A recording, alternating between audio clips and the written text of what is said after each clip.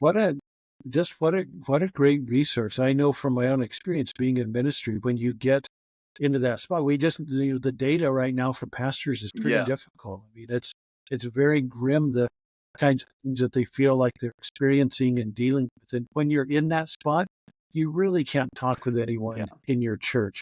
And there's no one you can talk to that really gets what's going on. So having place where you can rest, have all the ice cream you want. I mean, come Yes. on. I mean, that's powerful. Can't beat that. And then walking off on trails. Yeah.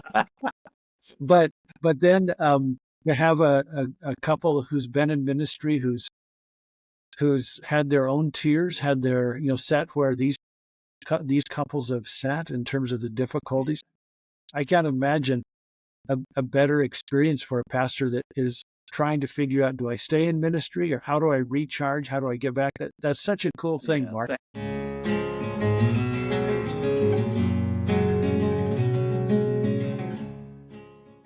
Welcome to the Trailhead.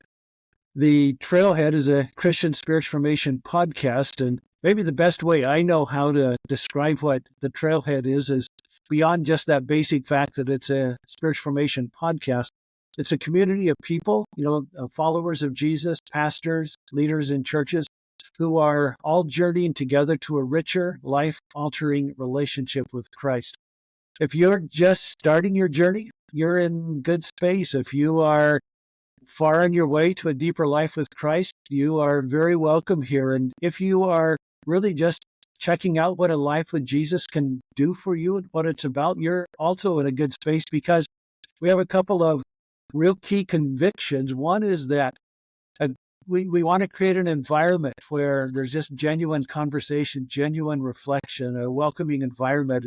We're going to do part of that today by welcoming into a conversation my good friend, Mark Brewster. That's one of our convictions, conversation. Second one is we don't think our lives and our communities have to stay the same. There is in a life with Jesus a resource, there's a power, there's a impetus that can bring incredible change to us personally, but to our marriages, to our families, to our churches, to our neighborhoods. So that's what we're trying to do here at the Trailhead, and you're so welcome to be a part of this. My name's Gene Maynard, and I'm going to guide this conversation. And saying who I am, let me introduce my guest. Not really a guest. He and I think, have agreed to do this on an ongoing basis. So a regular part of this podcast will be conversation with Mark Brewster. So Mark, welcome in. How are you I'm doing? doing well, thank you. Yes, it's here where I'm at in Idaho. It's starting to feel more and more like going from fall to winter, but it's still the weather overall is still pleasant outside. So just trying to keep warm. So have you have you've had some dip in temperatures? Yes, we have, but no snow. Yeah. Yeah, no snow's not too bad You're right. actually. I live in California, and when it gets to about 60 degrees, everyone starts going, "Is it going to snow?" And they go, "No, it's going to get a little cooler than that." Uh, The thing I wanted to just chat with you about today, and I think this is an easy conversation, but I think it'll be helpful to a number of people to know about a resource that you're a part of. So in spiritual formation, there's these beautiful ideas about what our souls are capable of knowing God is personal and present and, in an intimate kind of way. But at the heart of spiritual formation are practices that we use to open our heart to God. We get into situations in ministry or just in our spiritual life where we're stressed out, we're overwhelmed, we're overloaded, things don't work, our bodies fail, relationships fail, we get discouraged, finances fail. We have lot of troubles. Jesus said accurately, in this world we'll have difficulty. So when we're in the middle of difficulties, having some places to turn, some resources to grab onto, some practices that we can use to get us through that into a deeper connection with Christ, it's so important. And Mark has been part of a ministry like that called Oasis Rest International. Now, Mark's got a long background in pastoral ministry. He was pastor for 30 years at the Orchards Community Church in that Lewiston, Idaho, Clarkston, Washington community. And the church he pastored was sizable. It was, I know size really is not a mark of anything, but it is something. And if you're the senior pastor of a church like that, it's a lot of hours. It's stressful. It's that buck stops with you when there's problems and all those kinds of things. And I know from experience, you can work too many hours. You can have take too much on. People think too highly of you sometimes, and they think not highly enough sometimes. And the whole mix of all of those kinds of things happen. And so he did that for 30 years, and he resigned from that position in order to begin accenting ministry to pastors and their spouses. And he does that in his community where he's at, but he also does it through something called Oasis Rest. And I want you to know about this ministry. Those of you who are pastors or in ministry, or or if you're in a church, you know a pastor, and this may be a really useful resource to be able to share with your pastor. So, Mark, first of all, thank you for being a pastor for 30 years. That's and a significant milestone, actually, especially today with so many pastors resigning from their positions, just leaving ministry altogether. But tell us about Oasis Rest International. Just how did you discover it? Let's start there. Let's just kind of unpack your story with this. Thank you, Gene. And let me just clarify that our local ministry to pastors, even here, is part of our ministry with Oasis Rest International. But then we have the retreat ministry that I think that you're sort of alluding to, and we can talk more detail about that because that would be more applicable to anybody watching, listening to this. So what happened in terms of finding out about Oasis Rest is that Jane and I learned early on that we came to the conviction that every pastor needs a safe person to talk to and a safe place to go. And that was afforded to us through a ministry down about 5 hours from us in Boise, Idaho, through what was called at the time Idaho Mountain Ministries, led by David and Carolyn Roper. And they became friends of ours, and we were impacted by that. They had a place in McCall, Idaho. I know you're familiar with McCall, Gene, and it's kind of like a resort town, but somebody donated the use of a condominium down there in McCall for pastor couples to be able to stay. And so we would go down there often. In fact, it was called Shepherd's Rest. That was the name of the condo. And so Jane and I visited down there many times as we were driving back home to Lewiston, about a 2 to 3 hour drive back. We would talk about, wouldn't it be great to have a place? Wouldn't it be great to have a ministry to pastors? And so the Lord kind of began to lay that on our hearts. And then we finally came to the point as we were realizing that our time at Orchard was coming to an end, that this was really the kind of ministry that the Lord was calling us to. And there was a very distinct sense of calling by the Lord. In other words, this wasn't like, oh man, I don't know what else to do, so I think I'll try to do this. I believe that this is just as much of a calling or leading, whatever term you want to use, for us to this ministry, as it was when we were called and led to Orchards.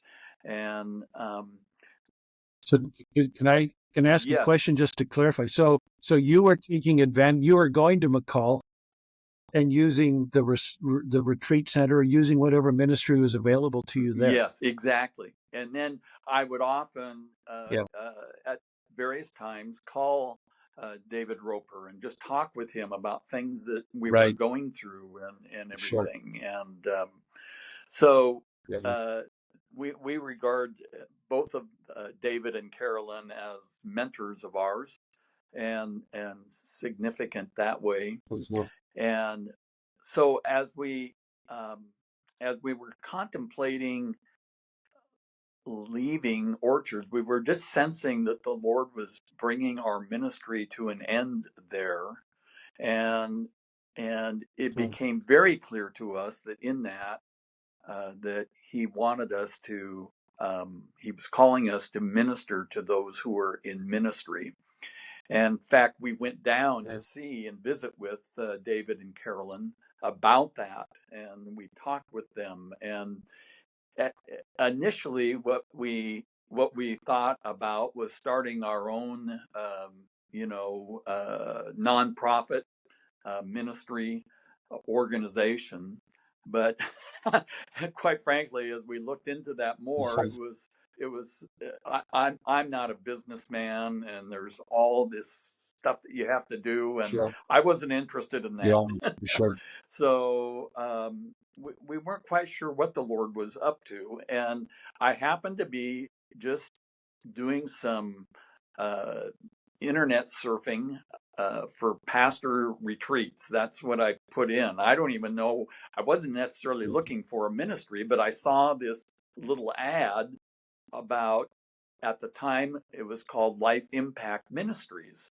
And so I clicked onto that, found out about it, contacted the president of the director of that ministry. It was small, it was just fairly young at the time. David Grisson was the founder and director. And I visited with him, and I just kind of said, hey, here's what's on our hearts. Does this fit with what you do? You know, and he was very encouraging to us. So that, and we just really believe that the Lord is the one who made that happen. So in the middle of that, so you were doing some searching. You were in the middle of transitioning out of being the pastor of a church. You felt a burden. You and your wife both agreed you're not leaving ministry Right. and just gonna veg and wait for whatever happens, but you really want to continue to make an impact on people's lives. So I can give a personal testimony that I've reached out to you in similar ways that you must have reached out to David Roper. You've been a good friend. You've been offered good counsel, and you just listened as I kind of walked through some of my own journey about what I'm doing with my life. And so you got it. You embodied what pastors go through. You'd been a pastor, you know what pastors go through, and you decided to offer that to others as a way of continuing to be in Right. ministry. Exactly. And this was confirmed Okay. also because so many of the local pastors here were coming to me and just wanting to share their hearts with me about things that they were going Right. through. I mean, in other words, we were doing this before we even started officially doing it. Yeah. Yeah. Well, yeah. No, I get it. I'll put your 800 number out on the notes below here so people can just call you. No problem. Well, so tell me about the retreat side of this. So you part of what Oasis Rest offers is a chance for a pastoral couple to get a week of respite, basically. But you know much more than I do. So fill in the blank. Okay. What I will do, first of all, Gene, is just to mention that Oasis Rest has, they call them an oasis. And we have these places all over the U.S. We have them in several countries, like other foreign countries. I can't remember offhand what all those places are. I know there's one in Costa Rica, one in the Czech Republic, and there's other places. Okay. And So it's it is a has global a global ministry, and presence. every oasis operates. They each uh, do it differently because the primary mission is to care for those who are in ministry. So with Mhm. that in mind, for Jane and I, my wife and I, we have access to a retreat center over near Bellingham, Washington. It's actually north. It's right on the border. It's right outside a little town, a border town there named called Sumas. The retreat center is called Cedar Springs Christian Retreat Center in Sumas, Washington. You can Google that. Okay. Make sure that you get the Cedar Springs that's in Sumas because there's another Cedar Springs that's right in that area, a few maybe 100 miles south. It's a spiritual center, but not Okay. quite the spirituality that that we would encourage people to seek out.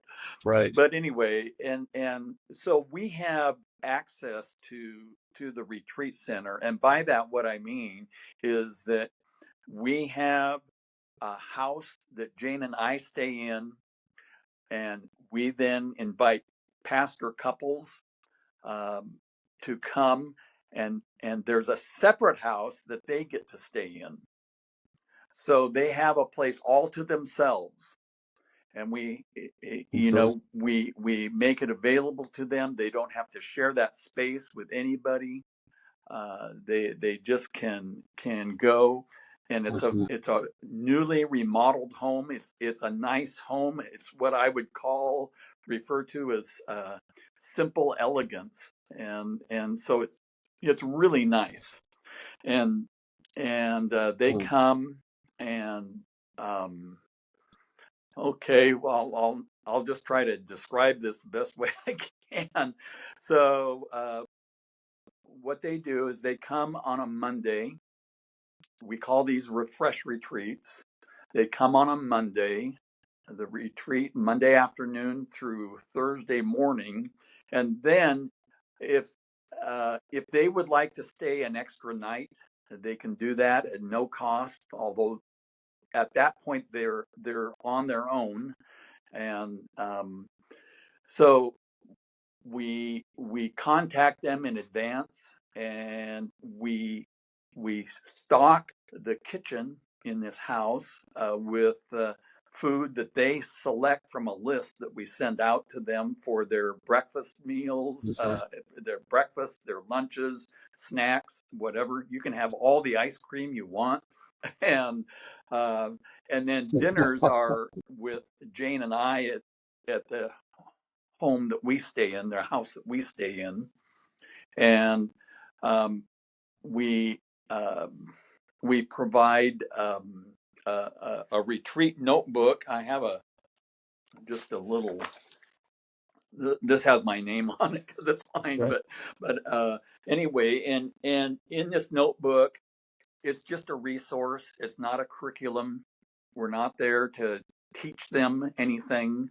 They're there just to, well, Mhm. we tell people that it's a time, an opportunity for them to connect with the Lord in a meaningful way or reconnect with the Lord in a meaningful way.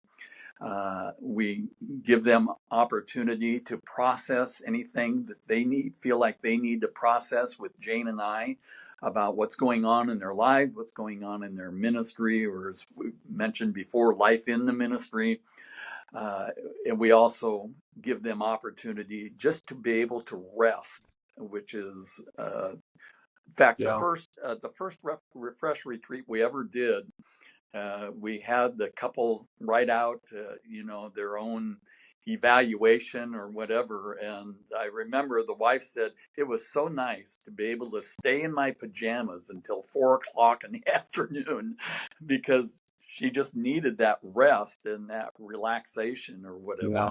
Yeah. In addition to that, though, Yeah. the couples who come, they have access to the retreat grounds, the grounds at Cedar Springs, and there are beautiful gardens. There's ponds and other water features.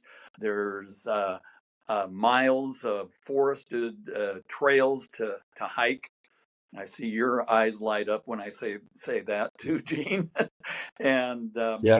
and it's just an amazing place, and I the most consistent comment that we hear is how there's a special sense of God's presence in this place, and so we're thankful for that, and so Yeah. the we say that especially for those who pastors who are wounded and or weary and or are wondering, and by wondering maybe they're contemplating stepping aside, in some cases quitting. Other cases maybe they're in transition or they're wondering if this is the time for a transition. So but it's not solely for those people. And we have several couples that have come, I mean, 3 or 4 times since we started this in 2019, and in some ways for them it's like it's sort of like a checkup for them, where you would Sure. an annual wellness exam or whatever they call that. Yeah.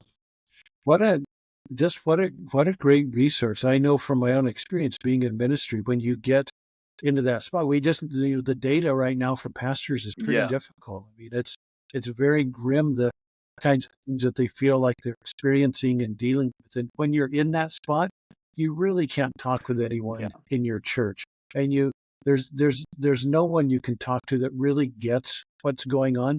So having place where you can rest, have all the ice cream you want. I mean, come on. I mean, that's powerful. You can't beat that. And then walking off on trails. Yeah. But then to have a couple who's been in ministry, who's had their own tears, had their, sat where these couples have sat in terms of the difficulties. I can't imagine a better experience for a pastor that is trying to figure out, do I stay in ministry or how do I recharge? How do I get back? That's such a cool thing, Mark. Well, we're just grateful.